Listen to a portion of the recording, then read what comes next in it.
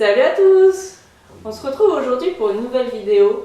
Donc ça sera la suite de ma vidéo sur Prépisport. On a fait côté acheteur, maintenant on va faire côté vendeur.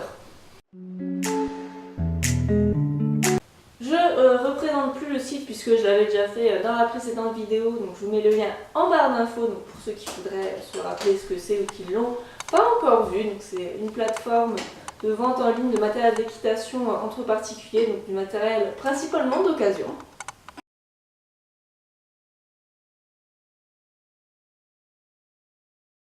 Je vais procéder de la même manière que j'avais déjà fait. Je vais commencer par vous dire les avantages et ensuite les inconvénients pour finir par une petite conclusion où je vous dis ce que j'en pense en bref. Première chose, c'est que c'est un site spécialisé dans le matériel d'équitation, donc vraiment dédié aux cavaliers. Et du coup, les gens qui viennent sur ce site viennent pour acheter du matériel d'équitation et contrairement à des sites comme Le Bon Coin, Facebook, eBay, où les gens viennent pas forcément pour ça, c'est vraiment un site spécialisé et donc le public ciblé qui va avec. Donc je pense que pour les vendeurs, ça a fait une meilleure visibilité du coup. Le principal avantage surtout, c'est que ça simplifie pour le vendeur la procédure de vente en fait, puisque c'est le site qui gère tout ça. Donc c'est le site qui va gérer les demandes des acheteurs. Bon, bien sûr, vous pouvez avoir des questions sur les articles, mais s'il y a des réclamations, si c'est pas encore arrivé, c'est le site qui envoie quand l'article a été expédié, etc. Dans une vente lambda, vous n'avez pas grand chose à faire.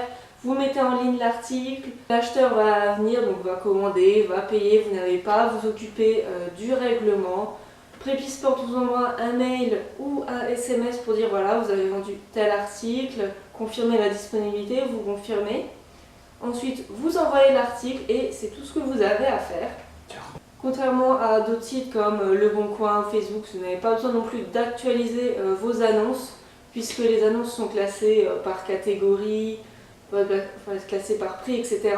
Donc c'est pas des annonces qui vont être classées par du plus ancien au plus récent. Donc vous n'avez pas ce besoin d'actualiser comme sur Le Bon Coin où au bout d'un mois votre annonce elle est tout au fond de la page et du coup plus personne la voit, ou comme Facebook où au bout de 2 semaines votre annonce elle est complètement périmée, elle n'a plus aucune visibilité.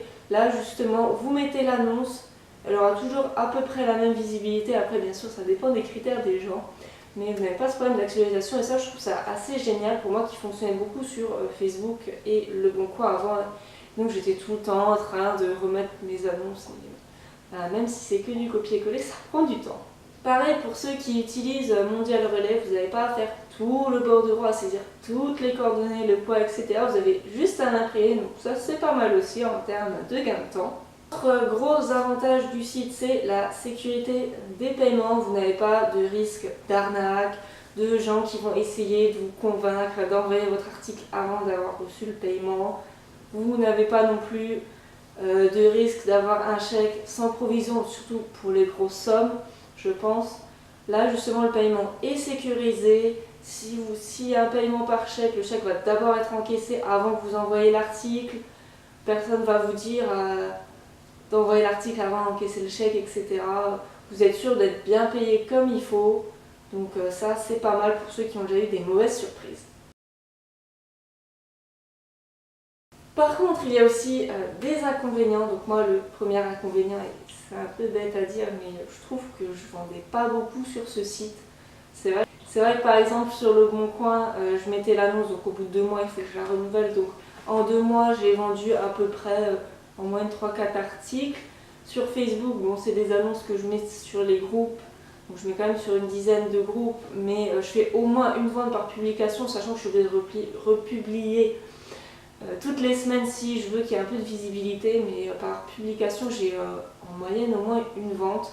Là c'est vrai que j'ai mis mes annonces au mois de juin, j'ai quand même pas mal de choix dans mon librairie, même si j'ai peut-être pas des articles hyper intéressants, après c'est toujours très subjectif. Mais voilà, j'ai mis mes articles au mois de juin et là on est en novembre, fin novembre exactement, et j'ai actuellement vendu 2 articles au mois de septembre. C'est un peu décevant côté vendeur. Je trouve que je vends pas beaucoup. Et je pense que c'est pour ça, comme je le disais dans la précédente vidéo, qu'il y a beaucoup d'articles qui sont indisponibles parce que du coup les gens les mettent sur Prépisport. Ils sont pas forcément vendus via le site, ils sont vendus via d'autres moyens plus rapidement. Et du coup ils oublient de les enlever et ça fait des articles indisponibles. Autre inconvénient à qui je pense peut en décourager plus d'un, c'est que Prépisport offre un service qui n'est pas gratuit, il faut le savoir, puisqu'ils prennent 15% de commission sur vos ventes. Voilà, ça peut en décourager plus d'un, mais moi c'est vrai que si ça marchait un peu mieux, ça ne me dérangerait pas, dans la mesure où je mets les annonces et j'ai plus rien à faire, donc franchement ça m'arrange bien, c'est un gain de temps que de réactualiser toutes les 5 minutes, les annonces sur le bon coin sur Facebook, répondre à chaque fois aux messages. Après, si vous utilisez ce genre de site, vous savez qu'il y a quand même une grosse partie de messages auxquels on répond et qui ne vont pas donner lieu à des ventes.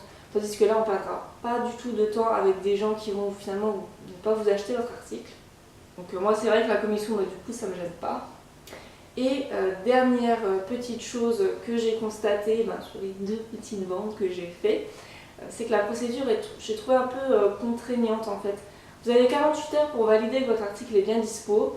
Donc bon, ça pas de souci. En plus, j'ai pris l'option envoi d'un SMS, donc c'est pratique parce qu'on sait en temps réel. Même si vous n'allez pas sur l'ordi dans les 2 jours, vous savez grâce à votre téléphone. Par contre, après, il y a 48 heures pour envoyer. Bon, ça par contre, c'est un peu embêtant parce que si, genre le lundi matin, vous allez recevoir votre petit SMS, oui, vous avez vendu votre filet, d'accord, donc ça veut dire que vous allez valider dans la journée. Ça veut dire que 2 jours après, votre article il doit déjà être parti, donc s'il n'est pas chez vous, si vous n'avez pas trop le temps de vous occuper de l'emballage, si vous avez du nettoyage à faire dessus avant, je trouve que c'est un peu juste. Et en fait, ce qui se passe, c'est que si vous dites non, je ne l'enverrai pas tout de suite, je l'enverrai par exemple samedi au lieu du mercredi que vous auriez dû, le site va vous dire oui, pas de problème, mais il va envoyer un mail à l'acheteur, ça m'est déjà arrivé en fait, de recevoir ce genre de mail en disant voilà, machin va vous envoyer son article, le temps, est-ce que vous voulez attendre ou est-ce que vous annulez? Donc ça laisse en fait la possibilité à l'acheteur d'annuler la commande, ce qui peut être un peu embêtant, quoi. Enfin, ça peut vous faire perdre des ventes juste parce que vous n'avez pas envoyé dans les 48 heures. Je trouve que c'est un petit peu dommage.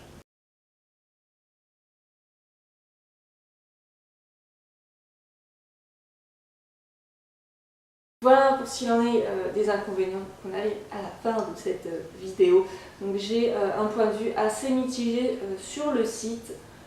Enfin, je trouve que je vends pas beaucoup, en fait c'est bête à dire, mais bon, le but d'un site de vente en ligne c'est quand même de vendre et en termes de vente je trouve que j'ai pas fait un super résultat, donc je suis quand même assez mitigée. C'est vrai que c'est pratique, c'est vrai que ça part d'une bonne idée. Je suis pas contre les frais de commission dans la mesure où le site s'investit, où je trouve que c'est un juste retour des choses. Mais par contre, voilà, je pense que le site gagnerait à être plus développé et peut-être qu'un jour il y aura plus de monde qui ira dessus et du coup ça se vendra mieux, je sais pas. Forcément, je pense que des sites comme Facebook et Le Bon Coin qui sont connus depuis des années marchent mieux. Je trouve que c'est un peu normal. Prépisport, je sais pas depuis combien de temps ça existe, mais bon, ça fait pas 10 ans. Donc voilà, je pense qu'il faut laisser le temps que le site se développe. Mais pour l'instant, je trouve que c'est un peu mitigé. Je suis pas très vendeur, c'est dommage, même si ça part d'une bonne idée. Voilà, donc j'espère que cette vidéo vous aura plu. N'hésitez pas vous aussi à partager vos expériences sur Prépisport en tant qu'acheteur, en tant que vendeur. N'hésitez pas à me dire ce que vous en avez pensé et on se dit à très bientôt pour une nouvelle vidéo. Salut à tous!